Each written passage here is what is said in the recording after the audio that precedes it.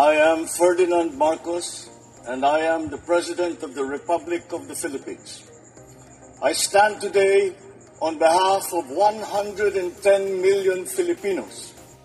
Hi everyone, hello universe, it's me again. Shoutout sa inyo mga kababayan. Nagsalita si Senator Lacson tungkol dito sa pahayag ni Saldico. O, di ba? Siguro nakita nyo naman at napanood yung sinabi ni Saldico, yung pagdawit niya kay Pangulong Marcos Jr. na siya daw ang mastermind. Nagkaroon po ng 100 billion na insertion nung GAA 2025. Saan kayo makakita, no? Mag-i-insert siya ng 100 billion tapos ibibito niya 195 billion. Hindi kayo naloka. Alam nyo, may kalalagyan talaga to si Saldico. Sa totoo lang, sa pagsisinungaling niya, ay mga kababayan, dahil dito sa pagbibinta niya, hindi titigil yan si Pangulong Marcos Jr. hanggat hindi magsalita ito, for sure. Sa aking kaisipan lamang, di ba, kung ako lang ang Pangulo, talagang ipapalabas ko sa kanya yung totoo. Oo, ipapalabas ko sa kanya ang mga ebidensya. Para sa ganun, fair ang laban. Kung ako si PBBM, well, I hope mga one of, ika nga yung mga lawyers ni Pangulong Marcos Jr. gumawa ng paraan para sampahan ng kaso to at ipalabas sa kanya kung saan yung mga ebidensya ng mga pinagsasabi niya. 'Di ba? At alam din po natin itong mga at alam din po natin yung mga ibang kilalang tao tulad ni Senator Lacson, sila Magno at saka panoorin nyo mga bes itong sinabi ni Mr. Ronaldo Llamas. May sinabi siya dito tungkol kay Saldico. Malalaman nyo naman yan kung totoo nagsisinungaling siya. 'Di ba? Kahit sino sa inyo. So, para kumpleto detalyado mga beswa, eto, panoorin nyo. Narration. Kwento. Hindi mo siya under oath Pumunta siya rito, mag-take oath siya at sabihin niya yung statement niya. Then, di ba may probative value? Mag-speculate. Alam mo, ito ako, kasi alam ko yung kalakaran pagdating sa mga insertions. I'm not defending the president. Why would he insert 100 billion sa BICAM? Samantalang sa NEP, kaya niyang gawin yun Second, bakit niya binito? Bakit niya in-FLR? So unbelievable, incredible? No, I'm not saying it's unbelievable. Okay. Pero at face value, meron tayong sasabi na yung sabihin natin common sense only because alam ko yung budget process, yung budgeting process na nagsisimula sa NEP na yung presidente may complete control over what should be inserted in the NEP. So kung ganun na pala, ba't sa BICAM pa siya magpapa-insert?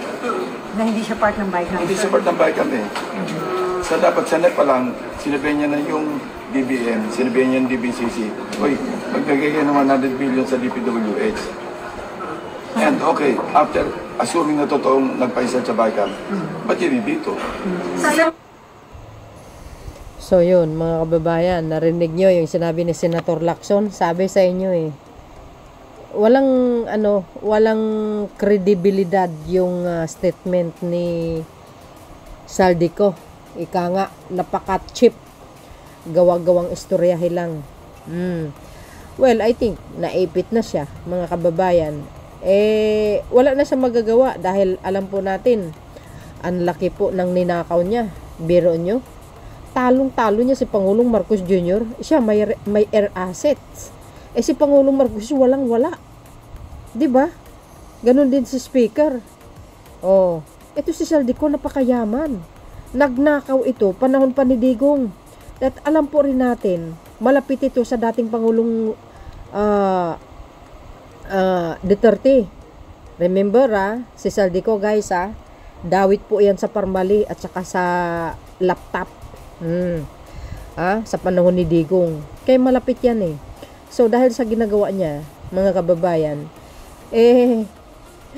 wala na siyang kawala dahil sinasabi ko sa inyo, pag sinabi ni PBBM, talagang mapapauwi siya di oras ito.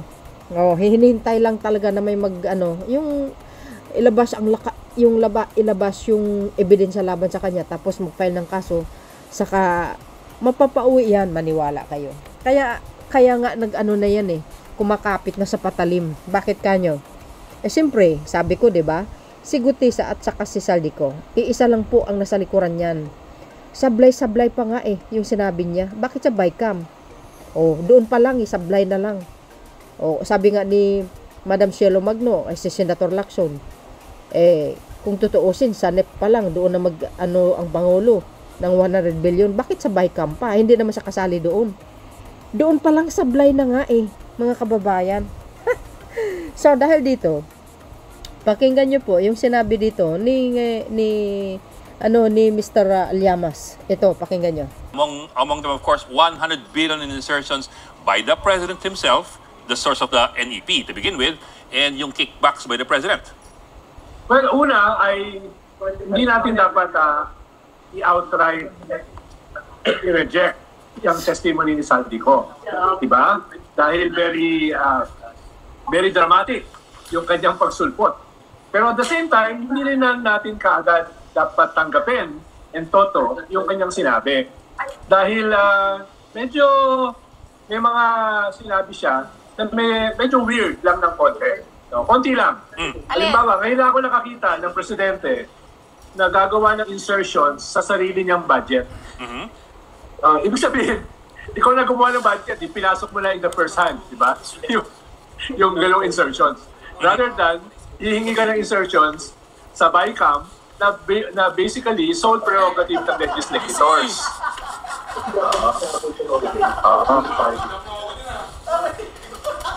Okay. Bok, teka. Sino tumatawa? Hindi. The latter is unrelated. Pero ganito, Bok. The assertion that there were kickbacks on the part, I get what you mean about the budget insertions kasi nga the NEP was sourced, of course, from Malacanang. Yes. Inang origin and you're very familiar with the budget process because you were in Malacanang before.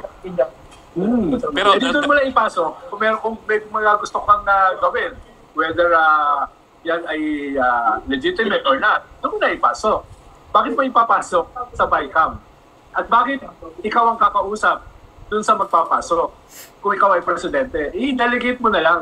Delegate mo na lang. Pero yung isa ring medyo weird ay yung parang packaging ni Saldico na siya ay biktima, na siya ay mensahero, na siya ay hindi principal. Tingin ko mahirap namang paniwalaan na siya ay fall guy lang, na siya ay biktima lang. Tingin ko mas madaling paniwalaan na siya ay principal. Pwedeng may ibang mga principal, pero hindi niya pwedeng tanggalin yung sarili niya as a principal. Ganun kasi yung dating parang ilalaglag mo somebody as the principal, tapos ikaw ay hindi. Baka mas maging credible pa yung kanyang testimony kung sabihin niya na yung kanyang role as a principal dito. Tapos, pangatlo, parang napakahalaga ng timing. Diba? Napakahalaga ng timing niyang kanyang testimony. Una, 2 days ago, sinabi niya ni Aimee na mag-testify si Saldico. No? So, ibig sabihin, paano nalaman ni Aimee? Politically, magkaiba dapat sila ng political alliances ni Saldico. Ibig sabihin, alam ni Aimee na parang bumaliktad na si Saldico. No? Yun yung isang tingin ko na dapat suriin. Ikalawa, ay merong mga parating na mga malalaking mobilizations na ang sinasabi may destabilization component. So ito ay parang designed as a trigger para doon sa next week. No, para sa next week. So may mga sitwasyon na nagja-jive dito sa timing na ito. No, without undermining yung content ng testimony, parang ito yung mga humahalo humahalo rito. Parang medyo magkaroon ka ng counting question mark. O maliit na question mark. Bok, let me just squeeze in. You're saying that the timing is not coincidental. Yes. Lalo na sa Pilipinas ay hindi ganun karami ang coincidental. No, marami rito ay by design. Kaya dahil sa ganyan klaseng timing, parang nakadesenyo yan to to have an effect, to be a trigger, no, towards something, no, na pinag-uusapan niyo yata sa Storycon at saka sa Safe House na ang tawag yata ay destabilization. Kasi, kumbaga, daming opposition, quote-unquote, groups right now. Kung bumaliktad siya, tumiwalag siya, nasan siyang panig ngayon? Well, clearly, kung sino ang beneficiary ng kanyang testimony ay yung opposition. Yung clear beneficiary ng kanyang testimony are the Dutertes. No? At ang chismis ay may isang senador na pumausap sa kanya. No? Na ang chismis na may isang senador na nasa opposition na handler niya ngayon. Chismis lang naman yon. Chismis lang naman yon. When you say opposition kasi, you have to be clear dahil a lot of groups are claiming to be the opposition. Oh, Which opposition? Kami opposition din kami. Definitely hindi kami yun. Okay. Any idea kung aling opposition group? The Duterte opposition. No? Okay, so... The fake opposition. Okay.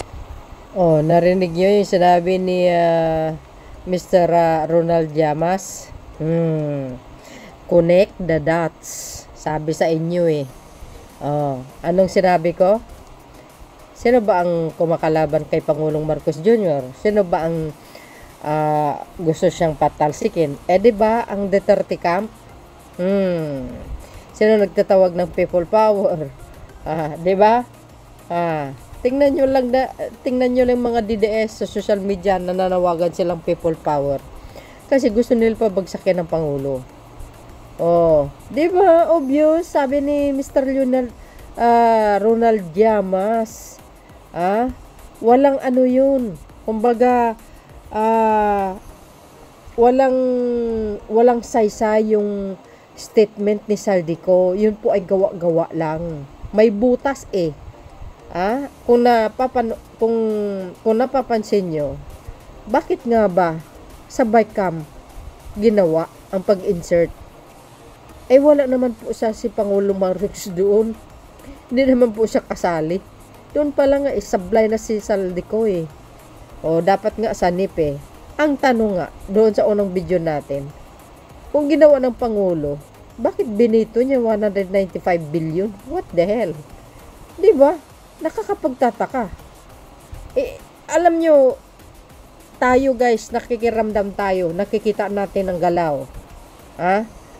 Tingnan nyo, maaring nagkaroon ng sabwatan. Di ba? O, nasabi ko, bakit alam ni Senator Amy? O, di ba? Di kaya there's something? O, mikos-mikos na? O, sinabi pa, mayroong isang senador. Ang nasa likuran ni Saldico.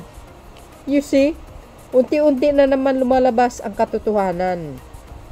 Sabi ko sa inyo guys, itong mga gumagawa ng kasamaan, naghahasik ng lagim, walang usok na hindi uusok. Tingnan nyo. Oo, malalaman din yan. So, ano po ang kapalagayan nyo dito, mga kababayan? Kaya wag tayong basta-basta maniniwala. Sabi ko, uulitin ko na naman, si Gutesa at saka si Saldico, isa lang po ang nasa likuran yan. Anong sinabi ni Senator Lacson? Walang, ano yun, kumbaga useless lang yung salaysay ni Saldico. Kasi hindi naka-under oath eh. Ang daming butas. Di ba? Malinaw na malinaw, mga kababayan. Talagang gumagawa talaga sila ng paraan para lang mapabagsak ang Pangulong Marcos Jr. Well, ang sa akin lang, panalangin lang, sana magkaroon ng pagkakaisa, kapayapaan na lang at proteksyon sa mahal na Pangulong Marcos Jr. At ipagdasal natin na hindi magtatagumpay itong mga may balak na destabilisasyon laban sa Pangulong Marcos Jr. Ngayon pa lang umaasa na sila na makakaupo si Sara Duterte. O, di ba? Sabi ni Kiko Katok, itong November, sigurado na si Sara daw ang uupo. Mawawala na si PBBM. Bakit alam? Di ba? So dahil dito mga best, ang aking pananaw dito, sanib pwersa sila. para lang talaga na maagaw ang palasyo. At tayo naman sa hanip pwersa tayo sa panalangin na hahadlangan ng Panginoon ang kanilang planong distab laban sa Pangulo. So yun mga kababayan, kayo na pong balang humusga. See you again on my next upload. Bye bye bye and babush. God bless Philippines.